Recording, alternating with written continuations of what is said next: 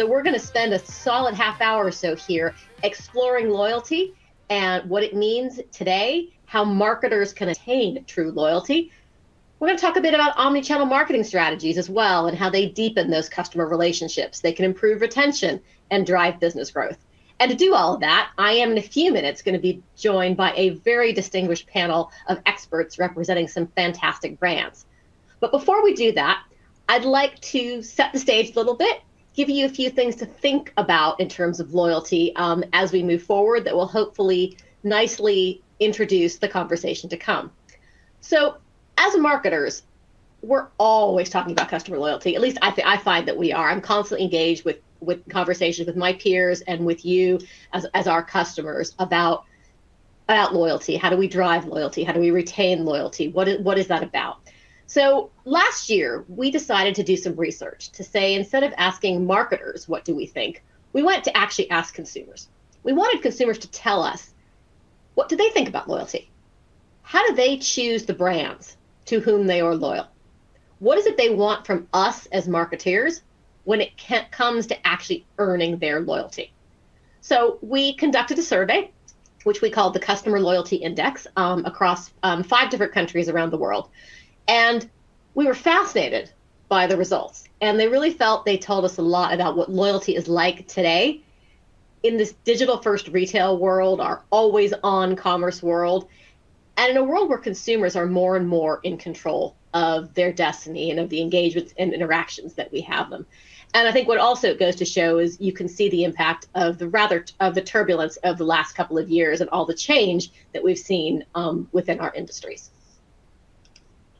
So as part of this exercise, we identified 5 different types of loyalty, and you can take a look on the screen and you can see a little bit about how they're defined. There's lots more information about that elsewhere if you really want to deep dive into it. And what you can also see is how our results compared year over year, because this was an index that we had actually done once before. And what really stood out for us is that in most cases, there was quite a lot of change. But in that space of true loyalty, that unshakable loyalty that's built through brand love, which is the nirvana for all of us as marketers, that didn't change. So why? Why is that the only constant? Why does that stay so firm? Why do people stay so completely focused on that? Well, I think there are a number of reasons. I think one of the things that we're being told about is that superficial loyalty doesn't work anymore. And we've seen that demonstrated by consumers responding to discounting, some of it potentially indiscriminate to do something specific. And the reality is today's consumers are too savvy for that. They may take advantage of a purchase, but it's not going to drive their loyalty. And at the end of the day, we're probably giving away more than we actually gain because we're hurting our margins and we're hurting our own business. And we're not actually keeping customers with us in a sustainable way, which means we have to, as marketers, truly focus on that true loyalty.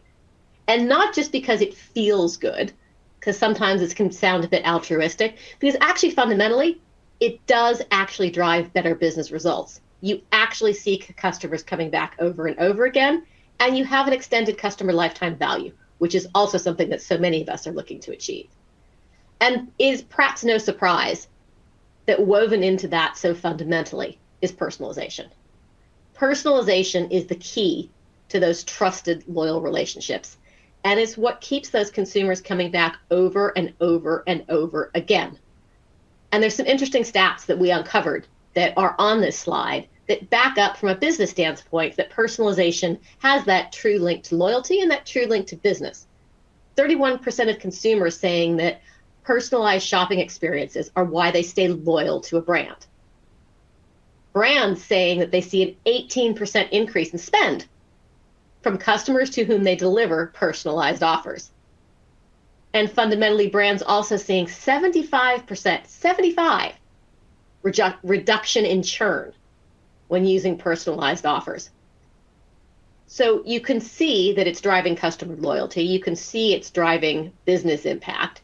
And I think that last metric, it's also always worth reminding ourselves how much more expensive it is for all of us to acquire a new customer than it is to retain an existing customer. And again, the value of that existing customer, the value of that relationship, really, I don't think can be overstated. So this brings us back to the fact that these omni-channel personalized marketing engagements matter. And we opened today talking about the art and science of marketing. And I opened today talking about the balance that we as marketers have to maintain. And I think this slide shows it yet again. We are balanced between these increasing consumer expectations, their ability to shop where and when they want to, how they choose to, and they expect us to be there with the right offers at the right times. They're going to use more touch points than ever. Mobile being a classic one. I think one of the phrases that Kelsey used in her session just now is quite emotive. The fact that the mobile is in the palm of your hand. It's almost a part of you, right? It is attached to you at all times. That is the level of personalization you're trying to achieve. It's something somebody has all the time with them, is engaging with all the time. We have to earn the business of our customers. And the only way we do that is through these tailored, relevant, personalized experiences that wins their business, wins their loyalty, wins their trust, both in the short term and the long term.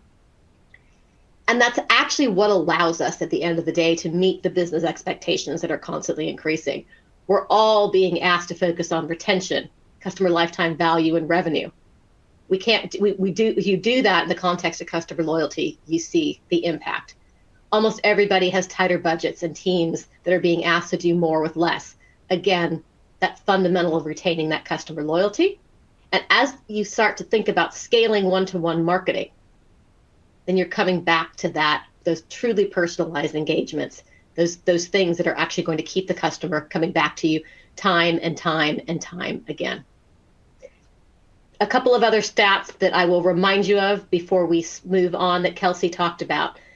In a Forbes article, 65% of respondents said they would become long-term customers of a brand, long-term customers, if they can provide consistent positive experiences throughout that brand's lifetime. And 80% of consumers are more likely to purchase when brands offer experiences that are personalized to them. So we're being told on both sides that customers will engage with us and be more loyal to us, but they will also purchase from us. So it's good for us in terms of our customers, and it's good for us in terms of our business to bring this true focus on loyalty. So I hope that has teed up our conversation and given perhaps some food for thought with, I think, a topic that is so top of mind for all of us. At this point, I am really pleased and to be joined by a very distinguished panel of experts in this area. Gareth Hughes, who is the technology director at Estee Lauder, Taylor Donnel, who's the vice president, content and partner marketing at Jebbit, and Marianne Colding-Oxholm, who's the head of CRM and retail marketing at Hobbii, all of whom have experience and insights to bring to bear on these topics. So what I'd like to do is to welcome them on and ask each of them if they perhaps could introduce themselves to all of you and give you a little bit more insight into their background. Gareth, could you kick things off for us? Yeah, hi everyone. Thank you, Sarah. Nice to be here. Good morning. So I'm Gareth. I'm the technology director for Estee Lauder for North America. I have a role that covers a variety of different brands that we kind of own and operate. But primarily I look after our consumer data platform where we ingest all of our consumer data from our various consumer touch points. We normalize the data, we kind of review the data, and then we push it back out to those touch points and also to our CRM tools and our reporting platforms. Thank you, Gareth. I think hopefully everybody sees how that makes you rather uniquely positioned to talk about these topics. And I think you're going to have a lot to share with us, which is fantastic. Hopefully, Taylor, hopefully. No doubt about it. No doubt about it. Taylor, do you think you could introduce yourself to our audience? I do. Thank you very much, Sarah. Yes, I'm Taylor Donnel. I have been with Jebbit for nearly 8 years now. I spent the previous 5 years of my career overseeing integrated marketing at Warner Brothers and across all of TMZ's digital and on-air properties. Jebbit is actually a strategic partner of both Emarsys and SAP. It is a platform where we offer a really intuitive platform that helps businesses transform the way that they're interacting directly with consumers And you can really think like dynamic, shoppable quizzes, interactive content that ultimately enable the collection of next generation first party data. So really data that consumers self-declare about their unique preferences, needs, lifestyles, intentions, and more. And the data that really can inform personalization. So I guess the TLDR of that is brands can create really engaging experiences that collect really valuable data. And obviously those both play really pivotal roles in everything we're talking about when it comes to customer retention, loyalty, and lifetime value. I could not agree more. Thank you, Taylor. I think again we're going to look forward to some more depth and some of the insights I know you're going to share with us. And last but not least, Marianne. Yeah, hello and welcome to everyone. I'm working at Hobbii and have been on board for 3 years now, and I'm responsible for the loyalty and everything in the web channel, in the mobile channel, and the email channel primarily. And Hobbii is a huge yarn company located in Denmark, but the biggest areas are Germany and the United States. I have the pleasure of 4.1 million subscribers to our emails and a customer club of 2 million. So it's a really fun place to be and working with automations, of course. And I have a lot to share about personalization and using data. Yeah. Wonderful. Thank you, Marianne. Welcome again to everybody. Why don't we get things started? So we're going to start toward the end. Marianne, I have a question for you, if I could, to kick things off. So 33%, that's a lot. 33% of marketing leaders are going to prioritize customer loyalty this year. And as you've already touched on, I know loyalty is fundamental to you in the business that you're in. Could you share with all of us a bit about your strategy to build true loyalty, that kind of loyalty that we were just talking about a few minutes ago, and also how you're looking to increase your customers' lifetime value? Maybe there's two pieces there for you to dive into. Yeah. We have so dedicated customers at Hobbii. We're selling yarn to knitters and crocheters, and actually they really want to engage with us. As I see it, loyalty comes also from engagement from the customers. If you can get your customers to actually commute with you, then you have gone a long way in this true loyalty matter, I believe. So we, of course, make a whole lot of free patterns, but our customers are also sharing their patterns with us. So we are looking into a strategic way where we actually would create a community and have started that journey. So at our website, customers can share, they can recommend to each other, they can review a yarn or review a pattern, and everyone can see that. So you can give hearts like you can do in Facebook and everything. So we're going the community way. That is the loyalty part and what we're going into. And of course, we also use a whole lot of automations to keep this in track, because it doesn't come by itself. Customers download a pattern, and when you download, you also get data. So we know what kind of yarn do you like when you download a certain pattern. Is it for babies? It is for yourself, or is it interior home stuff? Or is it just little animals to crochet? And every time they download, we know more and more about the customers. And we can use this download also to remember them to share their picture and are they finished, and we can give them points in the customer club, so they actually have been driven to interact more and more with us. So we actually just, everything I do is actually about the community and get them involved in the brand.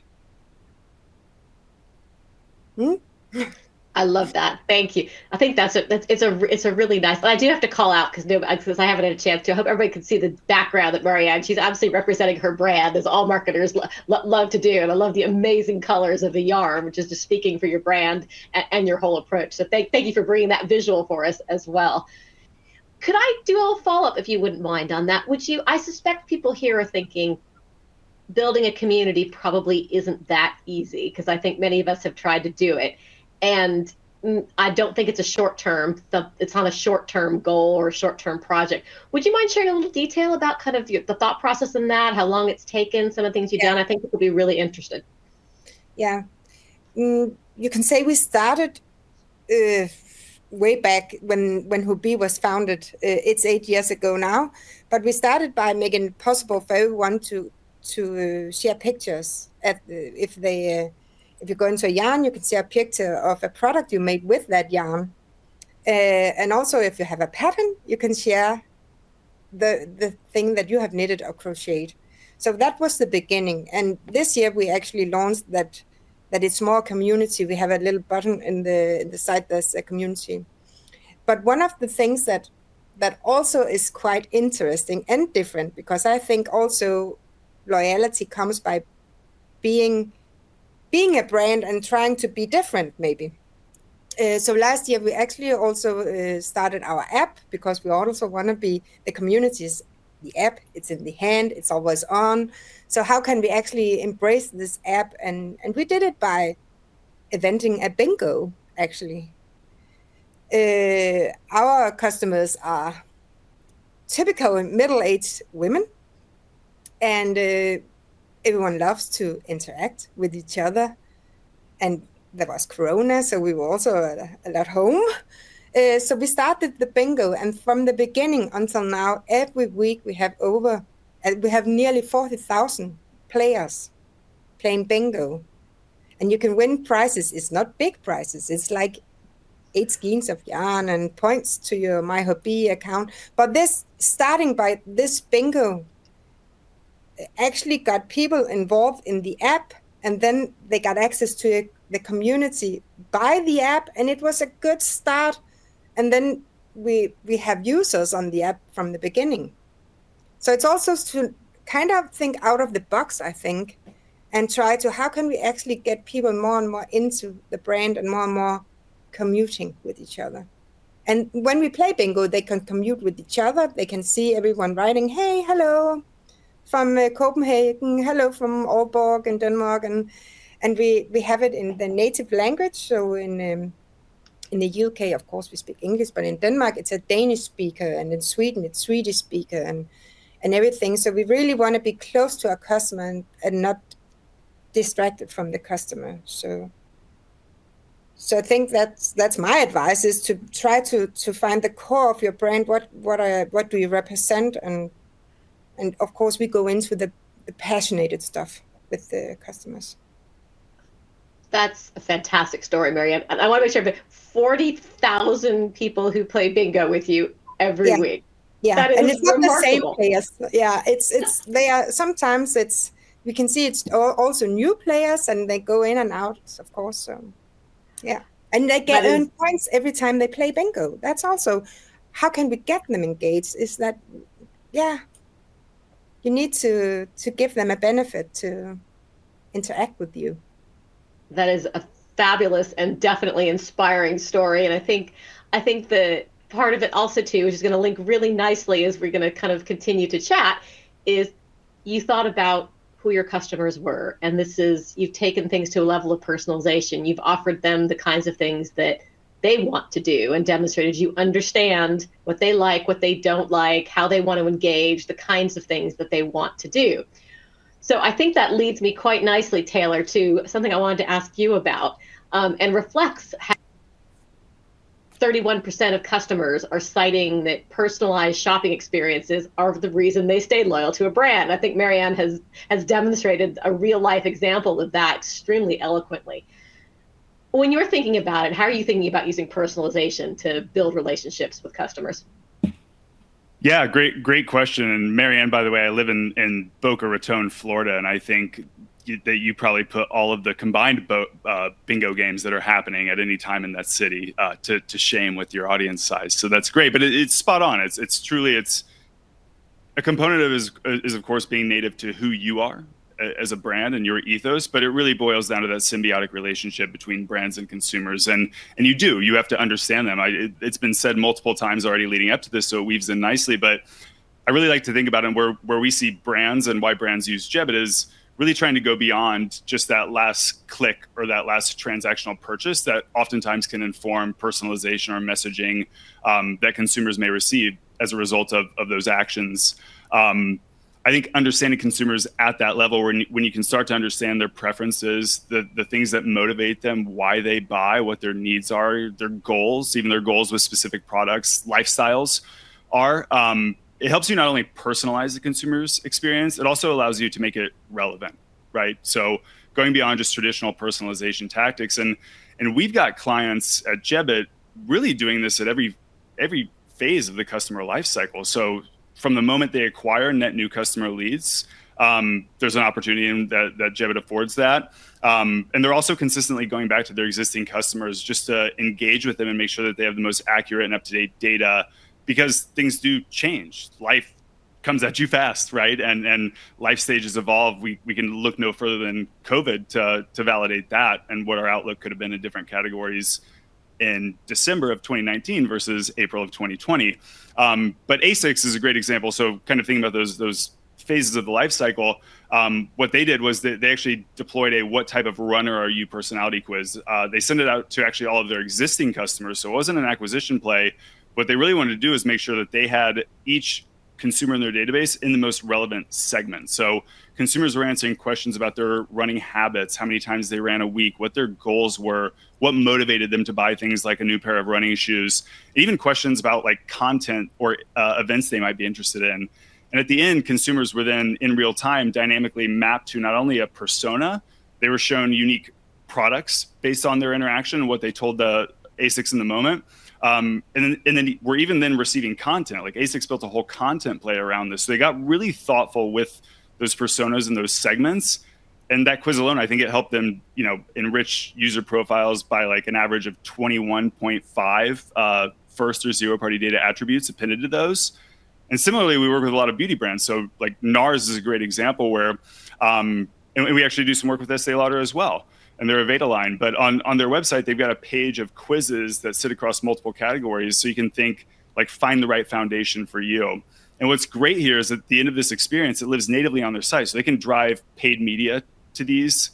Users can organically find it. They can drive existing consumers, but before consumers are shown their recommended product, there's the option to submit their lead information to sign up to become a NARS insider. And when they do, NARS now not only has a first name, last name, and email address, they have these 7 to 8 first-party data attributes about skin tone, skin type, climate that they live in, goals, things that really do inform like the recommendations of products that you're going to show them, not just, hey, because you purchased this. So it really allows them to make the experience personalized, relevant from the jump, and trigger that next best message. So I think when you can use that data in the moment, it's huge.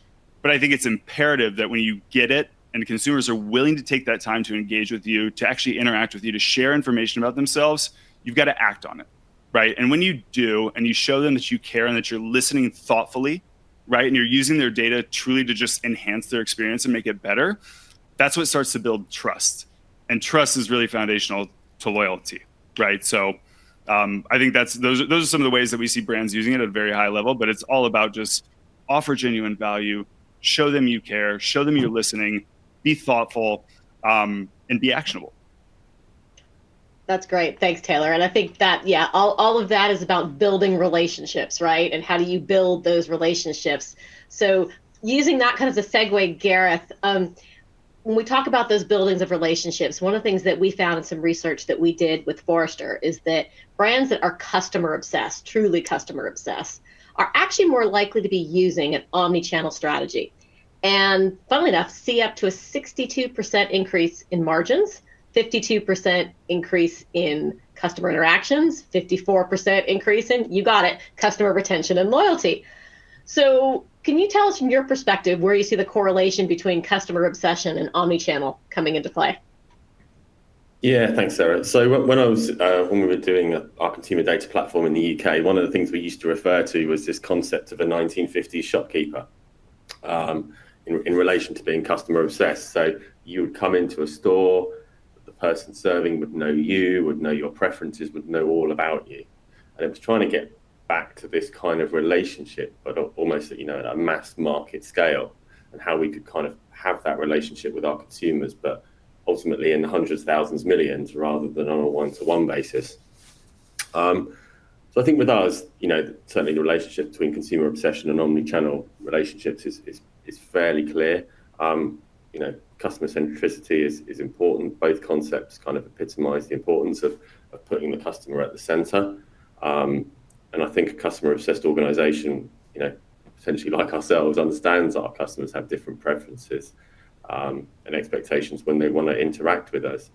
And I suppose that leads on nicely to the fact that from an omni-channel perspective and being, customer centric, we should be able to offer them whatever experience they want in any channel. But ultimately, there should be a level of consistency across that channel.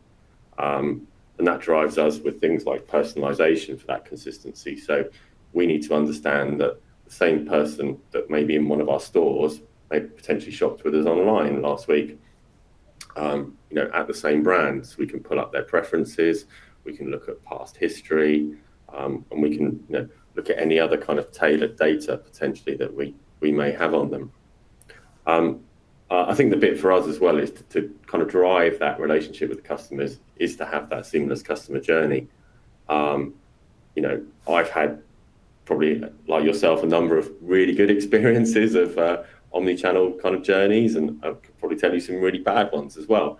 But I think for us, it was that whole seamless bit, being able to shop in any channel. And I was talking to someone the other day, he said that, you could almost remove the term omni-channel now for consumers and say it's any channel, remove the fact that, they should have the same experience regardless of, in-store, online, and potentially marketplaces and things like that as well. Yeah, I couldn't agree more. I think that's that's the thing also is we're marketers, but we're also consumers, right? So we are creating these experiences, but we're also having them. So we bring, I think, all of that to it as we think about it.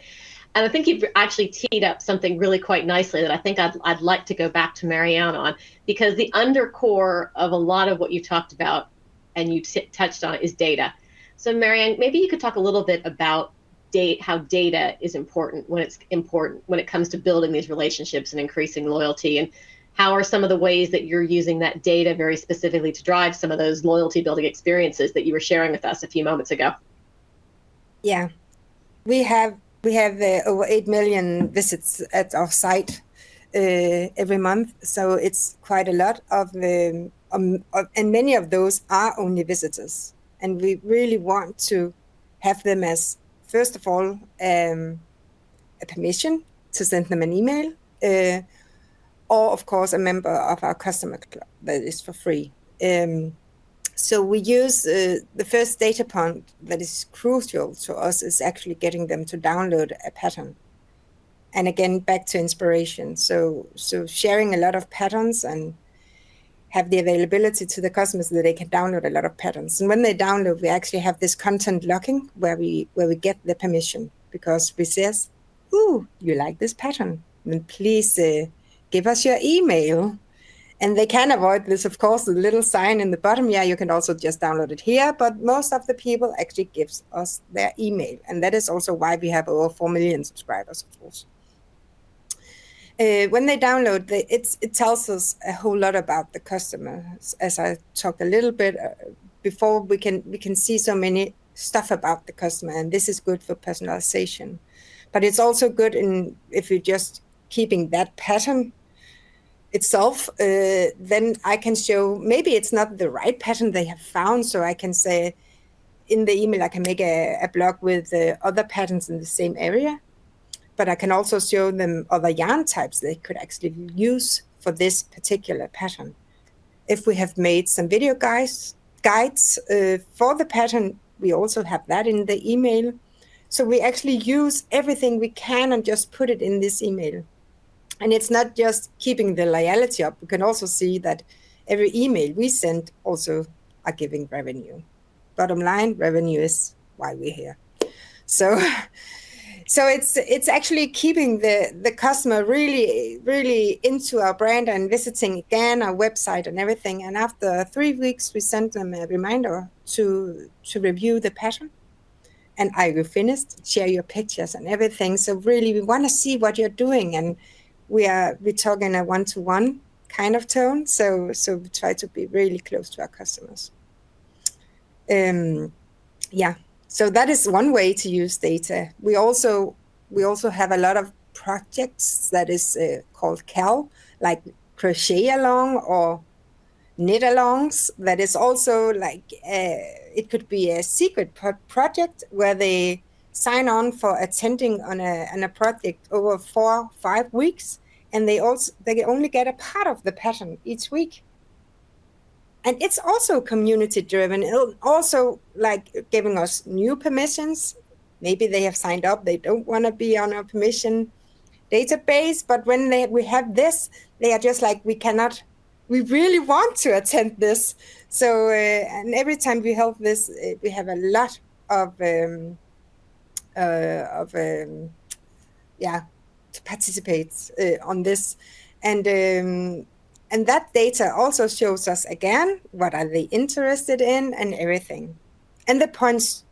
If you don't have a customer club, for us it's really a good thing because they can save the patterns they like. So it's like natural for them to just attend the club, and they can also share yarn that they love. If they do that, of course, we send them. You have yarns on your wish list that actually has dropped in price. So it's just everywhere I go, I use data actually. That's fantastic. Actually, Marianne, if you don't mind, while I'm with you, I've had a question come in that I'd like to share, if you wouldn't mind. Someone's asked, what was your incentive for joining in on Bingo on the app? How did you incent people to do that? Yeah, we used every channel that we had. So it's both the SoMe channels, Instagram and Facebook. And in the emails we put in the countries that we started on, just saying that, hey, play Bingo with us. Then you get, I think we gave them 500 points maybe at the beginning to play. Now it's not, I think it's 50 if they play now. But in the beginning, we gave them many points to attend, and they can win prizes. And if in this group of people, they are just fond of free stuff also. So actually it came by itself, and we were more surprised that we can keep the participants, actually, that we every week we haven't been under 30,000. So I think that is the most amazing part of it. It was easy to get them to the first Bingo. That's great. Yes, not just that first thing, but that longevity. I think that's fantastic, Marianne. Thank you. It's really great story. I'm conscious we're getting light on time, and I don't want to keep you all longer. Gareth, could I ask you to wrap things up for us, maybe with a slightly more future-looking commentary? As you've all touched on, customer experience is changing constantly. The things that you need to deliver for customers, there's so much to adapt to. What are the things that you see coming, and how do you think you're going to be adapting or potentially overcoming them if they're challenges? Yeah, I think there's a couple of common ones that we've probably had for the past few years anyway. When you see personalization at scale that we've talked about now, our customers are now expecting kind of highly personalized experiences, to their needs. But obviously, we're getting more and more consumers as our customer bases grow and diversify as well. And I suppose that goes on to continually rising consumer expectations. Our customers are expecting faster response times, 24/7 support, proactive engagement, all of those kind of things. I think on the other side, probably one thing we haven't really talked about is data privacy and security. I think that's kind of with, our customers are kind of probably being, certainly from the feedback we're getting, are becoming more cautious about sharing their personalized information. I think we've certainly prioritized data privacy and security, albeit we're still gathering data, like every other consumer organization that's in this space as well. I think as well, we touched on Omnichannel. I think, we're, like other people, still looking at consistency. And I think we talked about, brand.com and in-store. But obviously now we need to look at that consistency across other things like, more mobile apps, social media. We've kind of branched into TikTok and things like that. and kind of maintaining that consistent experience across all of those touch points, I think will be certainly a challenge for us and potentially other organizations as well. I think the other piece, just finally for me, would be around AI and automation. I think while this offers opportunities and to enhance our customer experiences, it is going to take a lot of careful planning and striking the right balance between whether that be human or AI-driven interactions to kind of maintain that personalized and consistent customer service. Wonderful. That was a great wrap up. Thank you very much, Gareth. And thank you to Taylor and Marianne as well. I have very much appreciated the insights in the chat. I'm sorry we couldn't do it live, but this was definitely the next best thing. I think there's a lot of things that we can all take away from this. I know there are conversations I would love to continue to have with you, but within the constructs of the time we have, thank you ever so much for your time. I hope everybody has enjoyed it and found as much value from it as I have. If you would like to dive some more into the concepts of loyalty and retention, I would invite you to come to our Emarsys Retention and Loyalty Hub. There's some assets on there that will absolutely complement the conversations that we've been having today. I would point you towards a report called the Omnichannel Difference, which is something that we did with Forrester, and you'll absolutely start to dive into omnichannel strategy experience and how that drives higher margins and improved customer interactions, and all the things that my distinguished panelists have spoken about far more eloquently than I have. So I invite you to do there and to have a play with our omnichannel marketing strategy maturity tool to help kind of understand where you are on that curve and how you can move forward. If you have any questions for our distinguished panel and there are things that you'd like to follow up on, there are some contact details available for you on the screen. Please do take advantage of that, or please also use the links to their bios in the Omnichannel Hub. I think in terms of taking away from this, I think it's to just reiterated that importance of true loyalty and how focusing on it is so important. And I don't think any of us are going to forget anytime soon Hobbii and their 40,000 participants that play bingo through their app. I don't doubt many of us will be going to look at that and see how we can take inspiration to that into our own marketing programs and our customer loyalty programs.